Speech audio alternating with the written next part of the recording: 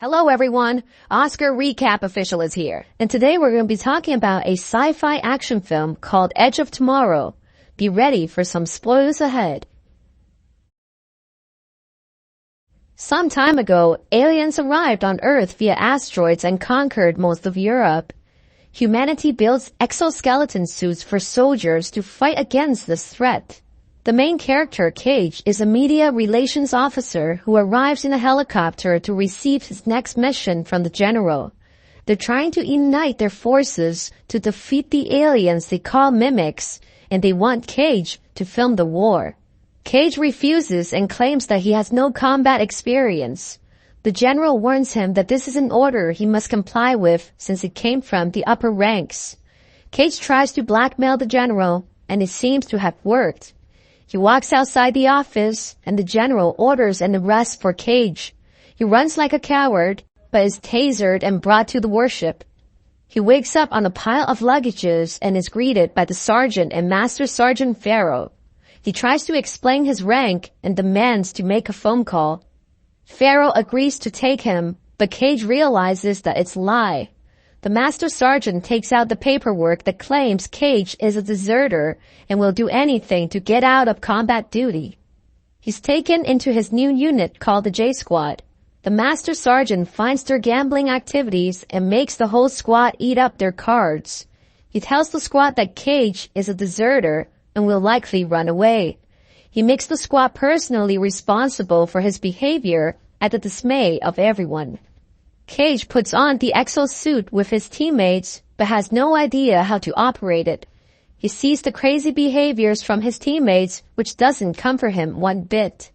Cage tries to weasel out of it, and says he may hurt someone with his inexperience, but his teammate tells him he won't, if he has the safety on.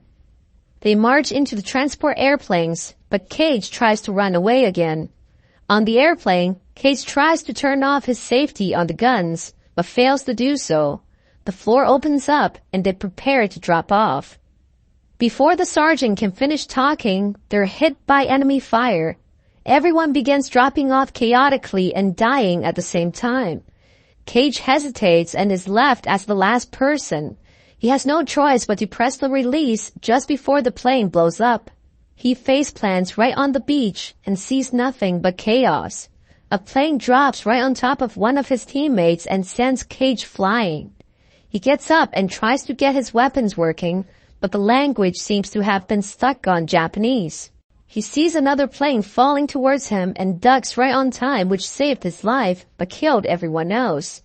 He looks up and sees a woman fighting the mimics with a sword. She gets knocked back, but manages to kill the enemy. She walks towards Cage, but gets shot and killed right in front of him. In fear, Cage starts running in the opposite direction, but is stopped by the Master Sergeant. Their team regroups, and it seems like their enemy knew they were coming. They barricade themselves in the ditch and wait for the enemies to come. Cage is still struggling to get his safety off, but with no results. He looks on the ground and sees something moving. The mimics have already arrived to their location. The mimic is able to completely destroy their whole squad. Cage finally manages to get his weapons working and shoots at the mimic that destroyed his team. He manages to kill it, but another one shows up that looks different from the rest. He tries to shoot it, but is out of ammo. He grabs the bomb beside him while the mimic charges. He blows the alien's head off, but the blood spills on Cage and melts his face. He screams in agony, but wakes up on the bags of luggages where he was earlier in time. He sees the bus drive by and recognizes the woman painted on the bus as the same person he saw on the battlefield. He is greeted the same way like last time and brought to his squad. The events happened exactly the same, except he now has the memory of the previous day, and therefore he can predict the future to a certain point. He gets to the battlefield and meets the girl again, but this time he saves her from being killed. However, Cage ends up wounded by the gunfire, and instead of saving him, the woman takes his battery, and Cage is killed by the mimic. He wakes up in the same time again, but this time he tries to convince the sergeant by telling him his personal information, which he couldn't have known otherwise. It doesn't work though, and he's dragged to the J Squad. He tries to convince his teammates, but they think he's crazy and duct tapes his mouth. He gets on the beach and tries to save his teammates, but gets crushed by the falling plane. He tries again and again, improving his skill every time he dies. Cage makes it to the woman and saves her from the mimics. After realizing Cage can predict the future, she drops her sword and tells him to find her when he wakes up. The explosion kills both of them. He goes back to his squad and helps them avoid being punished by their sergeant. He goes on training with his teammates and attempts to escape from the soldiers, but not really successful on his first try. He rolls under the army truck and avoids detection from his sergeant. Cage finds the woman training in her division and walks up to tell her about what happened. We learned her name is Vrataski, and she immediately realizes what's going on. She explains to Cage that what happened to Cage happened to her as well, but she lost her powers. You gain the power to reset time from an alpha, the blue mimic that Cage killed, and by absorbing its blood. They arrive at the weapons repair department and meets Dr. Carter, a physicist and biologist specializing in mimic biology. He's the only one with the necessary knowledge about the mimics and the only one who believes Vrataski's story. He explains that mimics are like nervous systems, and they're controlled by a center called the Omega. The Omega gives Alpha the power to reset time every time one of them dies.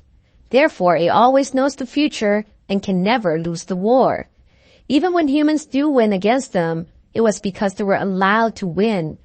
When the Omega feels like it's losing its power, it would try to find the human responsible, and that person will start having visions about the location of the Omega. Vrataski had this, but she never made it there before she lost her blood. Since Cage hasn't had any visions, they have time to prepare him. His training goes pretty bad in the beginning. Cage tries to fight the drones, but is knocked away and breaks his back. Vrataski tells him that there is only one rule, and that is to never lose his blood.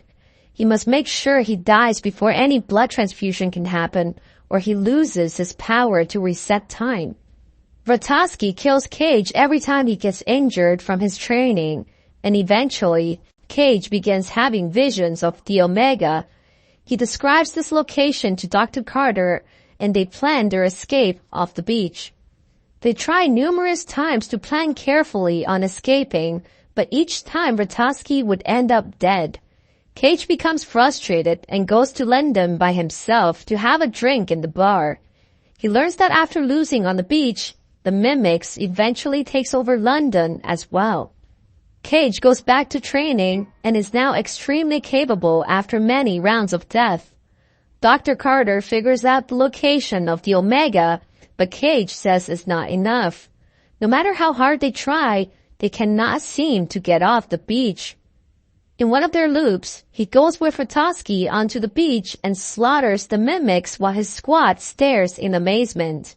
They make it to the trailer park beside the beach and plans their escape. Vrataski finds a caravan but forgets to detach its trailer. She drives the Cage and they both run up in the vehicle away from the incoming mimics. Just when they thought they were safe, a mimic pops out from inside the trailer. Cage manages to dispatch it, losing some dead weight in the process. Cage talks with Vrataski about her personal life, which surprises her. It's obvious that this is not their first rodeo. Their relationship must have been close in their previous loops. They run out of gas and arrives at a farmhouse. Cage runs out of battery and leaves his exoskeleton behind. They discover a helicopter behind the barn, and Vrataski wants Cage to fly it, but he says he's afraid of crashing. Vrataski grunts as she unties the helicopter, and Cage discovers a large wound that she has been hiding. He patches her up, but she keeps on insisting in finding the keys to the helicopter. Cage gives her some coffee and adds 3 sugars. Vrataski is surprised that Cage knows this, as she never told him, which means that they have been here more than once. She pushes Cage to tell her the truth, and he reveals that he always had the keys. He doesn't want to start the flight because every time he does, Vrataski dies. She grabs the key and starts the helicopter. This triggers an attack, which ultimately causes her to crash. Cage comes to find her, and she dies in his arms. The neighboring mimics surround them and kills Cage as well. This time he wakes up and finds Vrataski, but changes his mind about involving her in the journey. He packs extra ammo and battery and goes to the farmhouse by himself. He flies the helicopter and arrives at where the Omega is supposed to be. He goes deep into the facility but finds the Omega missing. Instead, mimics awaits for him and attacks him on sight. Cage notices that the mimics are not killing him, but rather bleeding him out. He realizes that it was a trap and successfully drowns himself to reset the time. He tells Carter and Vrataski that the visions are traps. The only way to find the Omega is to use the device that Carter built, which relays the signal. But it was confiscated by the general. They make it back to the general and sneaks into the building. The general is surprised to see Cage and his most decorated soldier on the opposing side. Cage demonstrates that he knows the future and explains how they always lose the battle on the beach. They must use the device in the safe to take out the Omega, but the general never agrees no matter how many times they've tried. After convincing him this time, the general takes out the transponder and surprisingly gives it to Cage. They walk out of the building, but soldiers begin attacking them again. They try to escape in a car, and Cage takes this opportunity to use the transponder. He links with the Omega and finds it in Paris. Before they can escape, they're knocked unconscious by an exosuit and are taken into the hospital. When Cage wakes up, the nurse has already given him a blood transfusion. Vrataski tries to kill Cage to reset the time, but he tells her that he no longer has that ability. They sneak out of the hospital and finds their teammate on J Squad. He convinces them to help this time with the presence of Vrataski. They steal a military aircraft and heads towards Paris. Before they get to the building, they're attacked by numerous mimics. Their plane crashes, killing most of their team. They regroup and are very low on ammo and weapons. It seems like their chances of making it to the Omega is very low. Cage comes up with the idea to use the crashed aircraft and its secondary motors to reach the building. 2 men stays behind to hold the enemies back while they steer the aircraft away.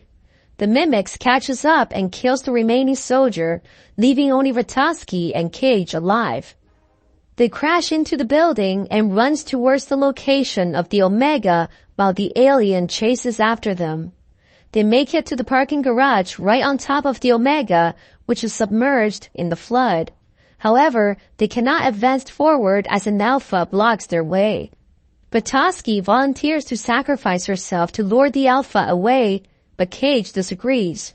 She tells him this is what she has to do in order to end the war. She wishes that she could have met Cage in better circumstances and gives him a kiss before running off. The Alpha chases her away and kills her immediately. Cage takes this opportunity to jump into the water. He swims towards the Omega as the Alpha chases him close behind. He gets stabbed by the mimic, but he smiles as he releases the pins of the grenades. The Omega explodes and all the mimics drop dead right away. Before Cage passes out, the Omega's blood fuses with his body, turning his eyes black. He wakes up again, this time in the helicopter on his way to meet the general.